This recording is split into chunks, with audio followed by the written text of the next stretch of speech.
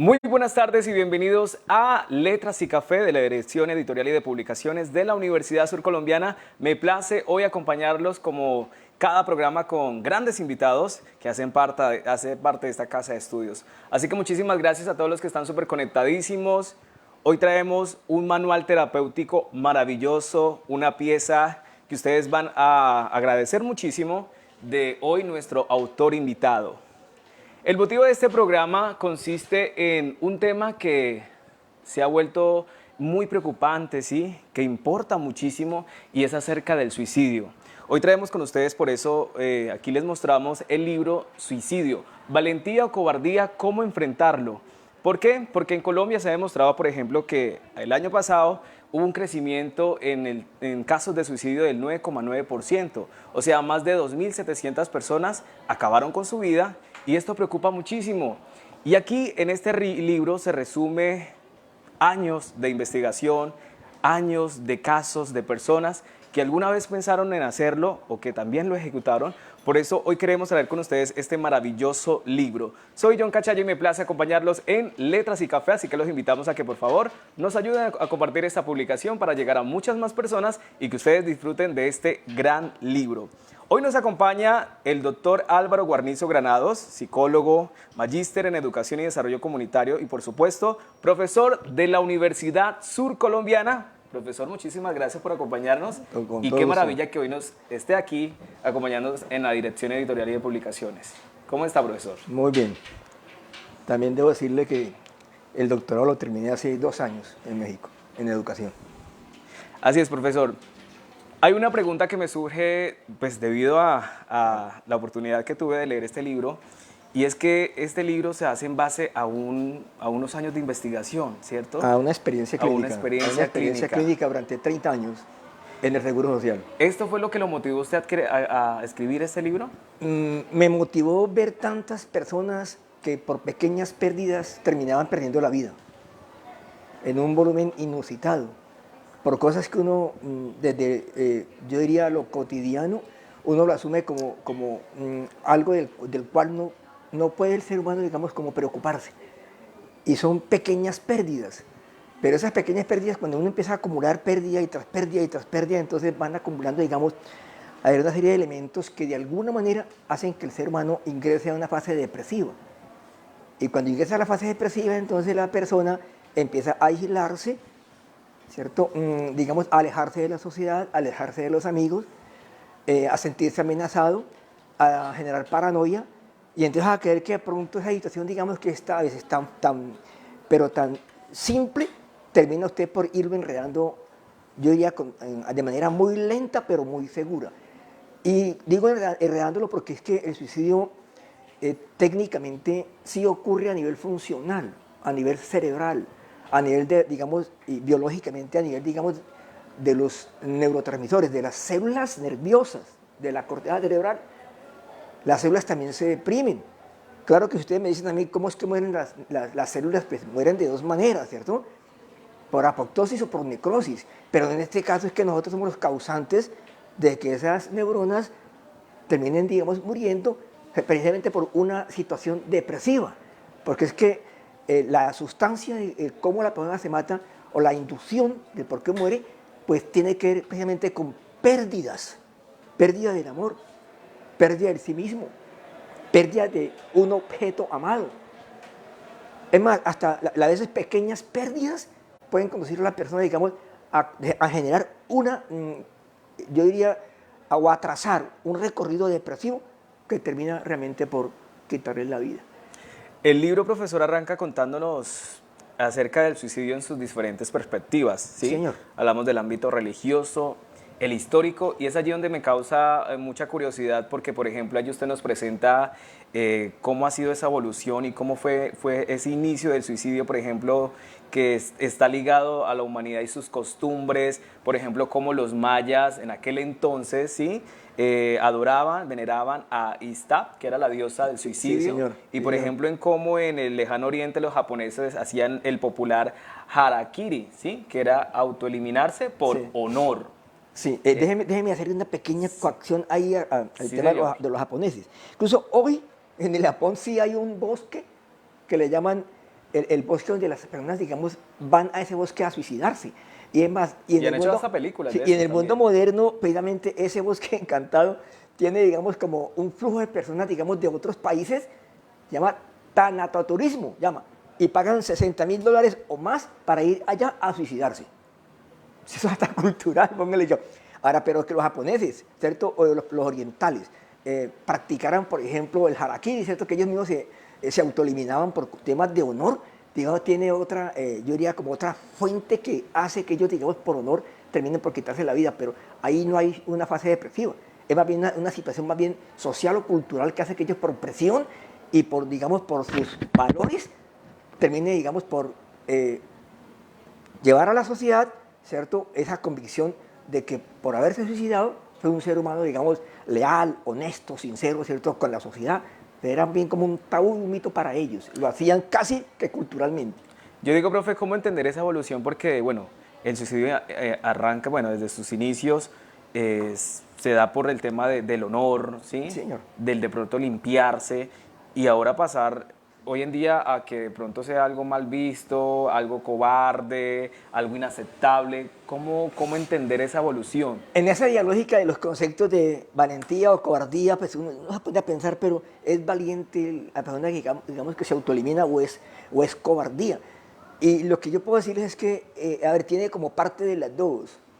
En su peso, digamos, uno puede, digamos, sin tener la balanza únicamente por el tema, digamos, de que no, fue muy valiente, porque es que también hay que tener, digamos, como, a ver, como fuerza para poderse uno, digamos, Como dicen en Colombia, hay que morir. tener cojones para poder Cojones, hacerlo. sí, para poder Claro, morir. imagínate. Y sobre todo, digamos, dejar una cantidad de cosas que de pronto, digamos, tenía uno lo material, porque es que ahora yo aquí le preguntaba a una de las niñas, cuando uno le dicen, oiga, ¿usted por qué está en la universidad? ¿Cuál es la razón por la cual está en la universidad? Entonces muchos llegan y dicen, no, yo quiero tener dinero.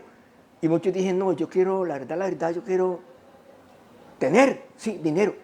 Y les digo yo, Factor económico. ¿dónde está el ser? Tener o ser. Se nos Y olvida es una muchas veces. disyuntiva, entonces a veces no es tanto como lo material, más bien a veces es como lo, a ver, como lo subjetivo, lo espiritual, como lo connatural de uno, lo afectivo, por ejemplo, lo emocional, lo puede usted llevar, digamos, a quitarse la vida. Y sobre todo, todo por las pérdidas, que es lo más como execrable.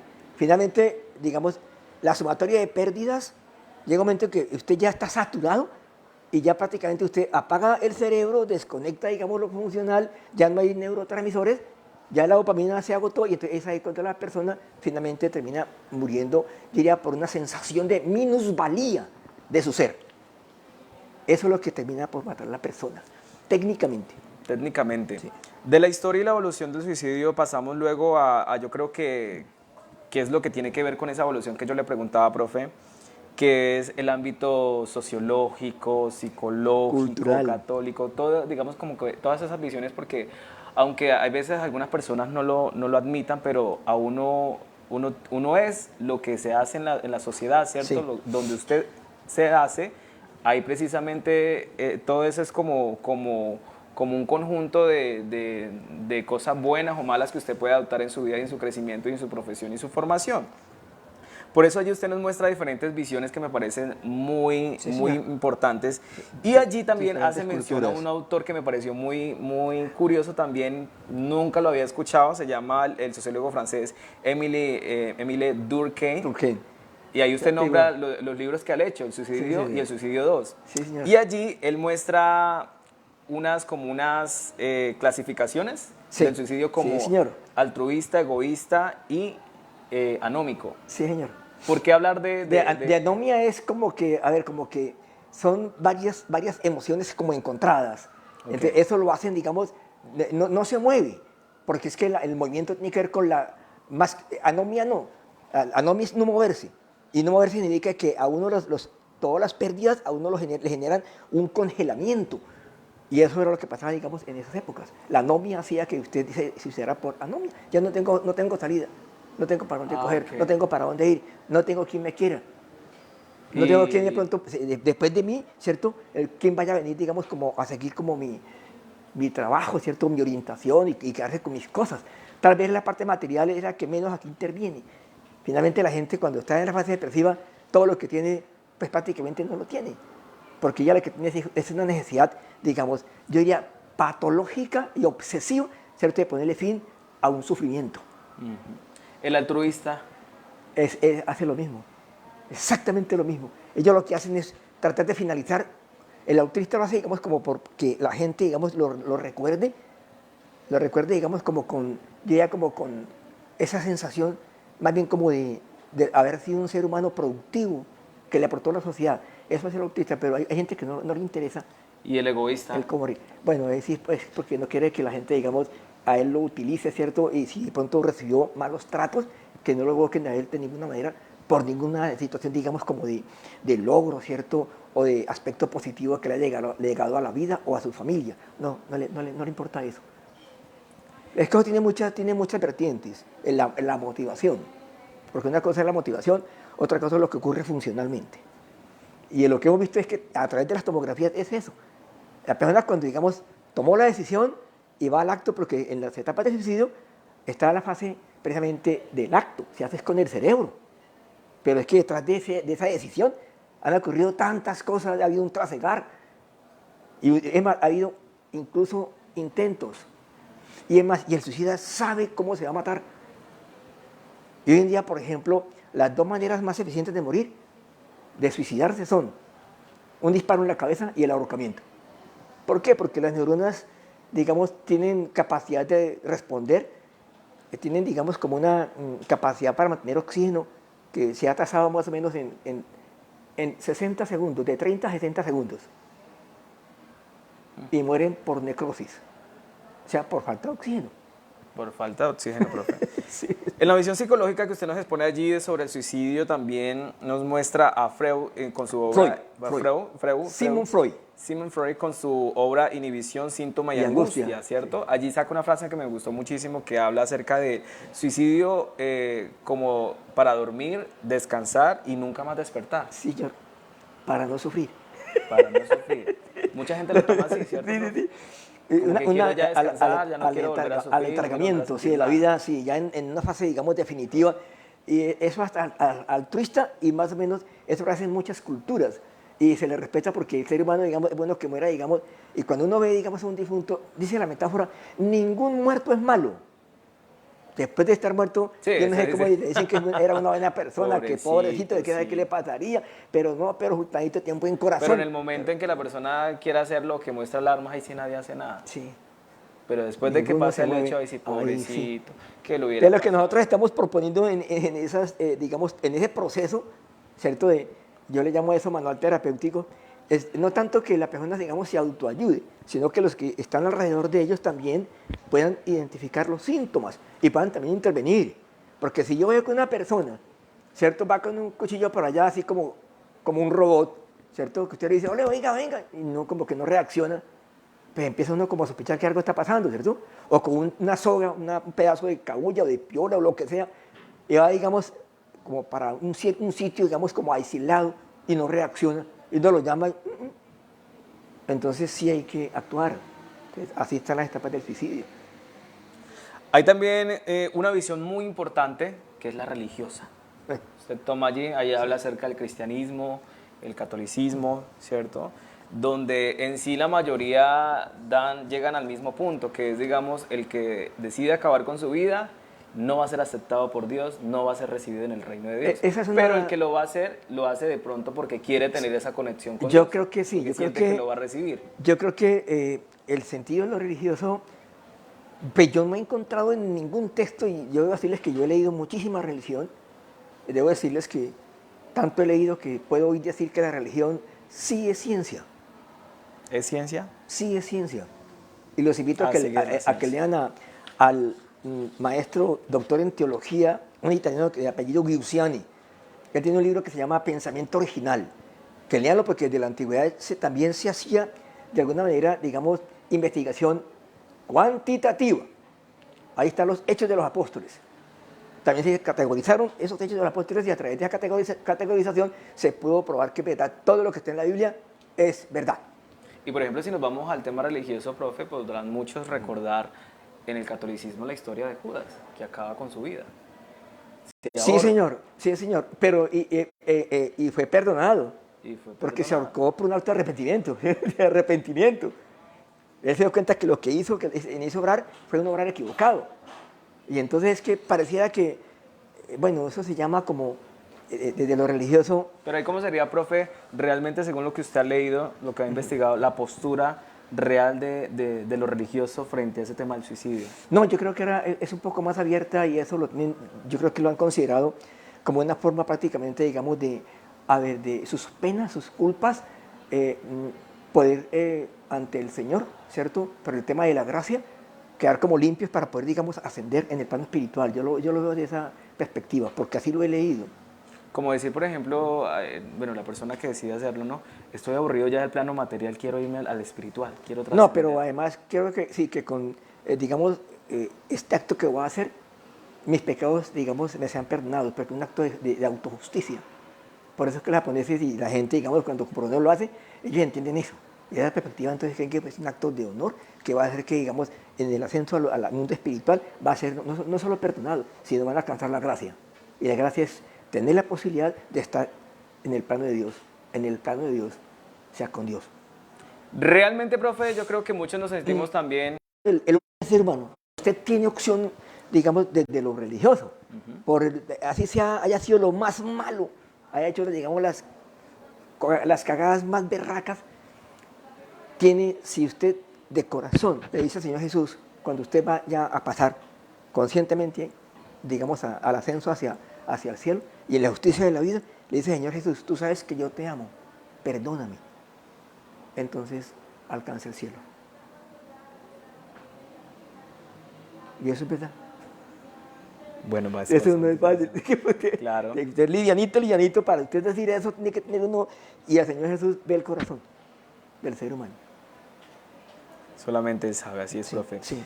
Allí, bueno, en ese recorrido que hacemos en este maravilloso manual, también habla usted del suicidio desde la epidemiología, ¿cierto? Nos cuenta, por ejemplo, allí acerca de esa presión que tenemos los Sí, seres señor. humanos, Sí, ¿sí? señor. ¿Presión de qué? Presión religiosa, Cultural, social, familiar. cultural, Sí, social sí, también. todo, ¿Por qué sucede y qué importancia tiene realmente para las personas y que también, digamos, las personas puedan reportar esos casos? Porque también pasa mucho, y usted lo cuenta ahí en su libro, que las personas, las familias que viven esto no lo reportan, ¿sí? A ver, es que hay bueno, yo no sé si Quieren es hacerlo mito, pasar por más bien otra un tabú. cosa. Sí, a ver, cuando alguien se suicida, lo que menos quiere, digamos, como la familia, es que eso Que se sepa la verdad. digamos, comida de lo social, ¿cierto? Exacto. O sea, que la gente, la sociedad se entere de ¿Qué que va a decir la fue el gente? suicidio y entonces le tienen como pavor al qué dirán. Exacto. Y entonces, por eso, es más, hasta cuando el muchacho está depresivo, eso lo ocultan y lo esconden. No, yo creía que cuando el ser humano empieza a tener, digamos, como esas fases depresivas, ahí es que empezar, digamos, como a ir intentando como, a ver, como que el muchacho vaya y las enfrente. Esas etapas son etapas, son episodios, son momentos. Y si usted va, digamos, uno a uno, lo va, digamos, como apartando de la sensación final de menor valía, porque es que él empieza a desvalorarse, a devaluarse él, en su psiquis, en su conciencia. Y entonces contra eso no puede luchar. Y con, Llega con esa presión. cuando llega a sentir que ya él todo lo que ha hecho, que es que las palabras ahí están en el texto. Ya no soy nadie, no soy nada, me rechazaron, me despreciaron, ninguno me acepta, todo el mundo no me quiere. Todas las palabritas que es lo último que mentaliza el ser humano en la fase depresiva. Y la respuesta... Generadas por esa presión de Sí, todos pero esos la ámbitos. respuesta de la fisiología es que el muchacho ya se desenchufó el cerebro y entonces no tiene dopamina, no tiene ese neurotransmisor que tiene que ver con la felicidad en su corteza. Sobre todo en su parte, digamos, de cómo metabolizar, digamos, la felicidad u cualquier otra conducta. Es ahí cuando ocurre el suicidio. También, profe, logré entender también en esa parte, en ese apartado, sí, epidemiólogo, que su merced dice que es importante que estas familias reporten los casos realmente de suicidio y que no Claro, los pero escondan. claro ¿Por que qué? sí. Porque no deja que haya una investigación, que se O siga que investigando alguien sobre el pueda, tema digamos, y ayudar, mirar cómo hacerlo, contribuir cómo con la poder familia. trabajar en eso, exactamente. Lo esconden sabiendo que Sí, pues, yo no realmente sé, lo yo hizo no por sé eso. si usted conoce la lectura de Piedad Bonet, No, no la conozco. ¿Qué una dice ahí en la lectura? importante escritora colombiana, profesora de literatura en la Universidad, creo que de los Andes. A ella el hijo se le suicidó a los 27 años por una fase Imagínate, tan depresiva joven. aguda y se atribuye, según ella, al consumo de isotretinoína. Son medicamentos que fuman los dermatólogos para el control del acné. Porque a veces también hay sustancias que también contribuyen con la fase depresiva. Eso sí es real. Contribuyen. Sí, contribuyen a la fase depresiva. Y usted, con una cantidad, digamos, de conceptos que lo hacen sentir, es que la palabra minusvalía, de menor valor. Sí, de menor valor. Entonces uno dice, puta, pero con estas barritos, estas cosas ya no me quieren, ya las muchachas no me miran, yo soy otra persona. Sí, Esas son las maricadas que le llaman en la claro. cabecita, ¿sí? Y afecta a muchos jóvenes también. Y el joven pues Muchas tenía era personas. eso. Entonces, ahí es un ejemplo claro de lo que le estoy intentando decir a la sociedad, que son cosas, a mí me da pena lo que son maricaditas. Y una con otra y con otra y con otra, pues ahí queda el chicharrón, ¿cierto? Escúchame el pleonasmo. Pero es que así es. Así es. Llega uno y uno llega y se encuentra acorralado, encerrado, atribulado, solo, ¿cierto? Como en el Averno. Entonces, no, pues ya, ¿qué me cabe esperar? ¿Qué puedo saber? ¿Para dónde quiero coger? Ya ninguno me quiere, ya tanto, ya unos varios. Es ahí. Y es cuando uno tiene que estar muy pila la familia. Y lo otro, que sí, alguien vino por aquí ahora, el que estaba aquí, ¿Me preguntó? pues el muchacho que usted acabó de decirle que se fuera. Y me dijo, uy, pero yo tengo varios hermanos depresivos. Y yo le dije, pero tiene que tener cuidado porque esa depresión también usted la va a vivir. Porque eso se hereda. Se hereda. En cualquier momento llega. Sí, eso es, Dios, pero tiene que estar preparado, mire, tiene que estar casi que al día. Y eso tampoco lo salva. Porque es que uno cree, me pusieron la vacuna contra el COVID y ya, no crea. Porque nosotros todo el tiempo, la humanidad está llena de virus y bacterias. Y todas mutan. También en su manual nos muestra algo muy interesante que es la parte orgánica. Bueno, cómo funciona el cerebro en ese momento en que la persona decide o piensa acabar con su vida, ¿sí? Allí nos muestra en unas imágenes, lo entendí yo, por ejemplo, de como cuando usted ve luz en un sector y empieza a apagarse una tras una. Así como está la lámpara, sí.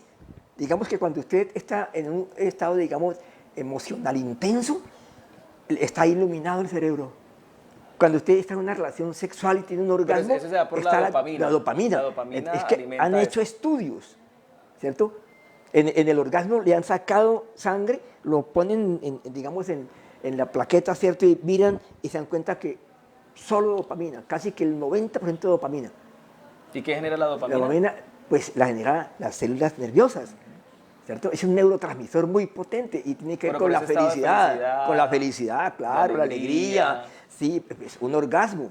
Es que si usted revisa esa película de Trainspotting sin límites, cuando el drogadicto se colocaba heroína en la película, el médico lo recogía en la calle y le colocaba heroína para revivirlo, una vez le preguntó al drogadicto, oiga, no me joda la vida, ¿usted por qué siempre tiene que drogarse y meter esa heroína para que yo coge y lo salve? Y me dice, pero ¿para qué me salvó? Entonces el médico le preguntó, dígame, ¿usted qué siente con esa heroína? Dígame, para yo poderlo entender. Es que como yo me inyecto la heroína, eso es como tener 100 orgasmos al tiempo. Imagínate. Y decía que ¿por qué no lo vas a morir? Una dosis grandísima de dopamina. Eso está en la película Sin Límites, inglesa, Trainspotting 1, en la 2 no. Bueno, yo soy un buen cineasta. Bueno, profe, entonces están los neurotransmisores allí en el cerebro, sí, ¿cierto? Sí. Son varios. Empieza a disminuir la dopamina. La dopamina es la que tiene que... Esto quiere decir que los neurotransmisores empiezan como a apagarse, ¿cierto? Como una luz. Sí, señor. Como una lucecita en el cerebro. Cuando usted apaga el cerebro, es cuando ocurre... ¿Y cuando el cerebro queda en oscuras? Peor. Así ¿Qué sucede ahí? La salida es ambigua, pero la persona puede recuperar, pero quita tiempo. Porque es que también se apagan neuronas y esas neuronas pueden afectarle, por ejemplo, no solo la cognición, sino también la vida afectiva. Lo vuelven huraño, lo idiotizan, lo vuelven como un vegetal. O sea, entiendo yo, profe, que en ese momento también la persona, cuando decide, digamos, oprimir el gatillo, ¿cierto?, acabar con su vida, es porque llega a ese momento del cerebro donde se apaga todo y pierde su... Sí, señor. No siente nada. Sino que simplemente acciona no. y acaba. Porque uno se pregunta muchas veces, y yo creo que muchas personas se preguntan, bueno, pero ¿cómo tienen la valentía, digamos, de poder tirarse de cierto puente? ¿Cómo tienen la valentía de colgarse? ¿Cómo tienen la valentía de oprimir el gatillo? ¿En qué momentos en ese instante lo hace? Entonces uno lo entiende desde la parte orgánica del cerebro, desde orgánico, muy que bien. En ese momento los neurotransmisores, entonces lo que hace es que se apaga y queda el cerebro en oscuras. En oscuras, en tinieblas. en tinieblas, total. Sí, eso es doloroso, pero allá ya hemos llegado. Pero es fácil, ¿no? No es no coger y colocar no atropina, sino una inyección de dopamina a la cabeza, al cerebro.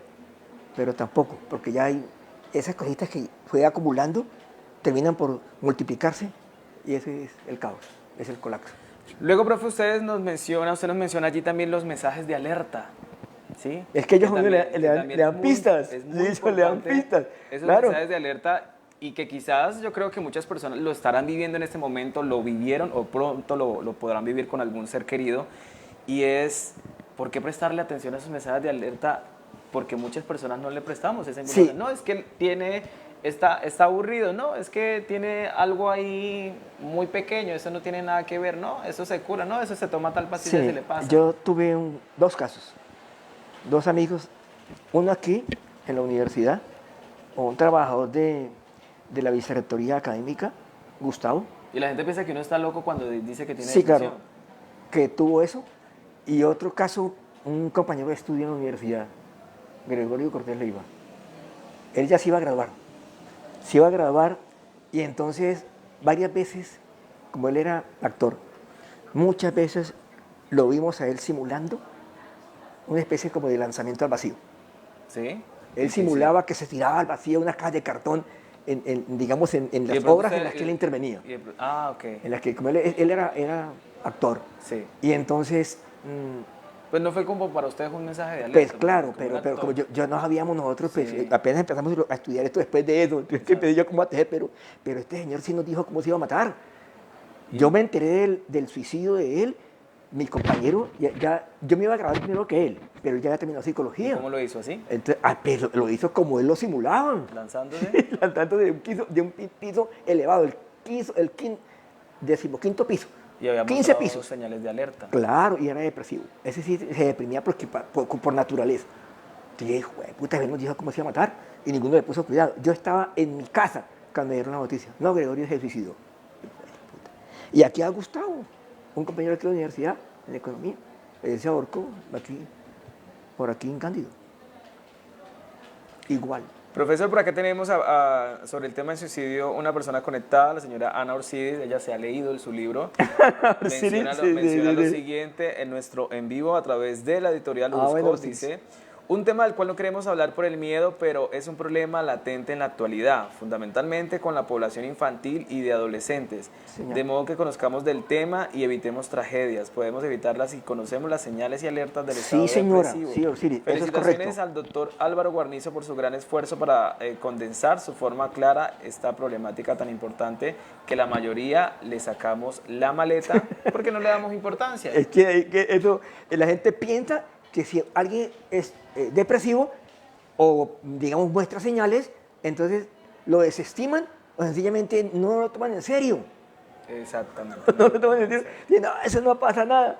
Y no, eso hay que ponerle mucho cuidado. Que si uno ve a una persona que así está robotizada y va con un lazo en la mano, ¿cierto? En un sitio oscuro y solo por ahí va a ir los árboles, uno dice, no, pues, ¿cierto? Va a suicidarse. Entonces hay que quitarle como el lacito menos como para que reaccione. ¿Cuáles serían, por ejemplo, esos mensajes de alerta, profe, para tenerlos claros? Uno está, por ejemplo, cuando ve a una persona, digamos que muy corrientemente tiene un evento, digamos, como por ejemplo de apuñalarse con un banano, cosas que son tontas, que son mensajes, pero que, sí, ¿por qué hace eso? ¿Cierto? O de coger con un lazo y jugar con un lazo, ¿cierto? O con una media, o con un pedazo de cordón, ¿cierto? A querer, digamos, al dedito, luego a intentar, digamos, como simular que quisiera como amarrarse al cuello. Cosas que para nosotros Con cosas sería algo nimias, tonto. Sí, nimias, y digamos. cosas que son hasta tortas. Cuando uno ve a alguien que quiere como tirarse un carro, o que verbalice, que diga, es que 10 años de noviazgo no se tiran por una ventana, o es que 5 años, digamos, de vida, de vivir sabroso, no se le van a tirar un carro. Que ellos lo dicen, ¿cómo se van a suicidar? Y digamos, van construyendo, se le van dando esa forma, y cuando todo se junta, cuando usted apaga y todo esté juntico, es ahí cuando ocurre, digamos, el desenlace. O por ejemplo, profe, yo creo que a muchos nos ha pasado que hemos escuchado personas que dicen, no, es que estoy aburrido de todo. Quisiera Esa palabra, comenzar. pero es ambigua. Pero hay algo que, digamos, que está por encima de todas. Pero hay que ponerle atención. Uno dice, a ver, ¿por qué está usted aburrido? Venga para acá. ¿Qué es lo que le pasa? ¿Cómo se le puede ayudar? Dígame, ¿cuál es su aburrimiento? Hay que confrontarlo. Es ahí cuando interviene la logoterapia. Eso se llama, a ver si recuerdo técnicamente el nombre. Se me fue el dato, pero es algo así como de confrontarlo. Una confrontación, sí, sí, sí. Y es ahí donde llegó, profe, ¿no? ¿Cómo podemos ayudar? ¿Cómo hacer para poder acercarme a esa persona y que realmente me cuente lo que va a hacer y cómo se siente? A través de acciones paradojales, que uno le ponga ejemplos. Para él no es que no es su caso, hay otros casos, eso se llama acción paradojal. Que a través de paradojas uno le ha mostrado que el caso de él no es el único, que hay otros casos. Y el muchacho empieza al comienzo es difícil y hay que hacerle varias gestiones. Yo hace poquito atendí a un joven con una obsesión y un problema muy serio de enamoramiento casi que patológico, de una persona que él sabe que le hace todas las cosas del mundo, pero él sigue ahí y lo hace no llorar y llorar y llorar. Y ha intentado muchas veces suicidarse. Esa sensación, digamos, como de sentirse, digamos, como frustrado, como vacío, ¿cierto? Le da, digamos, como prácticamente como la fuerza para hacer lo que él va a hacer. Y quitarlo de ahí, eso, mire, yo le trabajé que ya 6, 7 horas, el muchacho no reaccionaba. Y entonces, en esos casos, ¿qué hacer? Hay que aplicarle algún tipo de medicamento que lo retorne a la realidad. Exacto, ya es medicación. Sí, hay que darle... Porque ya no hay de más. Hay que tratar de inyectarle, digamos, como las neurotransmisores de la felicidad. Eso es muy berraco. Sacar a alguien de, oiga, pero no. Pero sí hay formas. Pero a mí me parece que la manera más básica y más simple es uno con las herramientas, digamos, en el día a día, en lo interactivo. Si uno conoce los elementos, mire, con leerse el puro texto, uno conoce los elementos de cómo la gente actúa en una fase depresiva y cómo esa fase depresiva, digamos, cómo a través de la logoterapia, de la acción paradojal, de la confrontación con la situación que lo está afectando, eso salva una vida. Solo confrontándolo. Así que es la oportunidad para prestar mucha atención y porque yo sé que muchos hemos pasado por este tipo de casos o podremos pasarlo, así que es muy importante prestarle atención. Recuerden a estas señales de alerta. Profe, allí también nos muestra acerca de las fases del suicidio. Cuéntenos acerca de cuáles son esas fases para que nosotros lo tengamos en cuenta y cómo poder reaccionar. Esa es como la parte más importante, la etapa del suicidio. Saber de qué momento, cómo inicia, cómo se desarrolla el fin. La amenaza suicida. Todo el mundo tiene estas, digamos, sintomatología, la amenaza suicida. Pero aquí en la fase del suicidio, proceso de ayuda, que es lo más importante. Mire, el proceso de ayuda es porque nosotros sí podemos, digamos, sacar a la persona, digamos, de la fase depresiva. Pero, digamos, el aporte más importante, además de hablar de las fases, ¿cierto?, es cómo podemos nosotros ayudar. O sea, proceso de ayuda. Normalmente las personas que han tenido la posibilidad de atentar contra su vida pasan por una serie de eventos o situaciones que sin que lo hagan de manera secuencial alcanza a desarrollar aspectos y procesos que de alguna manera los conduce a un eventual acto atentatorio contra su vida. A ver, pero usted quiere que trabajemos la parte, digamos, de cómo es que arranca el suicida. Sí, ¿cierto? señor, ¿cómo arranca el suicidio? Sí. Espere que la fase de ayuda es la parte posterior. La amenaza suicida, ¿cierto? Esto ya las pérdidas, ya lo vimos. Los factores. Espere que por aquí están las etapas. Los neurotransmisores. Así que un saludo muy especial a todas las personas que siguen conectadísimas a través de nuestro Facebook Live. Recuerden que están en la editorial de la Universidad Surcolombiana en este programa que se llama Letras y Café. Hoy con el doctor Álvaro Guarnizo Granados y su libro Suicidio, Valentía o Cobardía, ¿cómo enfrentarlo? Un manual terapéutico que ustedes lo pueden encontrar también en Amazon para que lo adquieran a un excelente Aquí están las fases. ¿Qué es lo que usted quiere? El gesto o fase simbólica. Ellos siempre simbolizan cómo matar. O sea, lo actúan antes de. ¿Qué era lo que usted contaba lo con el actúan, episodio con el compañero que estudió conmigo psicología y que se mató en el 10º semestre? O sea, ellos muestran cómo lo van a hacer. Sino que uno, como, pues nosotros no sabemos eso, pero nosotros sí vemos que él se deprime, que él se ausenta, que él se aleja, que él se irrita. Hay pequeñas tics para uno decir, no va bien, ¿cierto? ¿Cómo enfrentar o superar esta fase? Está la parte de cómo enfrentar la base. pero yo me voy a dedicar únicamente, digamos, qué significa cada fase, cada proceso, Sí, señor. ¿cierto? Después de la fase simbólica, que De la fase simbólica está la parte que por aquí está, ¿cierto? El intento. Entonces ellos intentan y lo intentan y lo intentan 3, 4, 5, 6, las veces que sean necesarias. Hasta que, digamos, en la cabecita van buscando la manera más eficiente de morir. Y sin dolor, sino de morir. O sea, no quedar por ahí, digamos, como lastimado porque lo reintentan. Vuelven y lo intentan. Y eso sí, el que intenta una vez, lo intenta 2, 3, 4, hasta que lo logra. hasta que lo logra. Sí. ¿De ahí a qué otra fase pasamos, profe? Bueno, el intento. Luego está la fase de acompañamiento. Tercera fase, el acto. El acto, mire, el acto es... Después de tanto intento, el ya. acto es el cómo o con qué fue que se eliminó o desapareció o se autoagredió. ¿Con qué?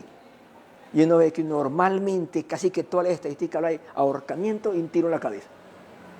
Casi todo eso. Porque cuando usted ahorca a alguien, un minuto, ya empieza el oxígeno a faltar en la corteza. Y un disparo, pues eso sí es Letal. y si la bala hace, si se aguea en el cráneo, 30 segundos. Rapidito. Si la bala aquí, destruye la corteza. ¿Cierto? ¿Luego qué sigue? Luego, después del acto, pues sigue la fase de... La resiliencia. Sí, la resiliencia. Si el tipo no vuelve... No lo consumó, vuelve y lo intenta. Y lo intenta, 2, 3, hasta que lo logra. Esas son las fases Sí, entonces, sí, señor. del suicidio que se pueden encontrar en este manual. Sí, señor, en el manual. Y todas están ilustradas y está el proceso de ayuda, que eso no es fácil. Eso nos toca a nosotros buscar en las clínicas, Mayo, ir a mucha literatura, sobre todo desde la neuropsicología. Pero aquí hay unos tips que creo que son útiles para que cualquiera que lo lea. Pensamos en que el lenguaje debe ser no tan técnico ni tan ilustrado, sino más bien como muy coloquial y muy al alcance de todas las personas, ¿sí? Que cualquiera sin tener, digamos, como ilustración o haber ido, digamos, a la escuela o al colegio o a la universidad, lo puede entender. Esa es yo diría, como el plus de este material. Y fueron 30 años de experiencia clínica en el Seguro Social. Y en esa experiencia, profe, ¿usted recuerda alguna significativa, alguna que le haya marcado mucho? Dos. ¿Dos? La del amigo en Bogotá ¿Y la del cuál sería el compañero aquí de trabajo. Esas son las dos que lo Sí, marcaron. la de Gustavo. No sé si aquí alguien lo conoce. Él trabajaba en la oficina de vicerrectoría académica. Él era el secretario de esa vicerrectoría y era administrador de empresas. Y hay veces, profe, uno dice personas que tienen, digamos, su carrera, Sí, que uno academia. cree que tiene su vida ya hecha, buen trabajo, Sí, familia, sí. y deciden acabar con su vida. Él tenía un problema personal que tenía que ver con su identidad. Y decidió acabar con su vida. Sí. Es que tantas cosas ha ido con él para meter en la cabeza. Es que sí, lo afectivo lo que más muestra, digamos, como se deja ver como señal, lo afectivo.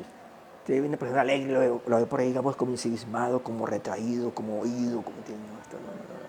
Como que a veces uno dice, venga, esta persona tanto que yo hablo con ella, con él, y ya no he vuelto a hablar, no sale de la casa, ¿qué será? O a veces arranca desde la postura neurótica, que a uno le dicen, oiga, venga, amiguis, entre los muchachos, digamos la lectura del uso del vocabulario corriente. Señor. Oiga, amiguis, venga, mire.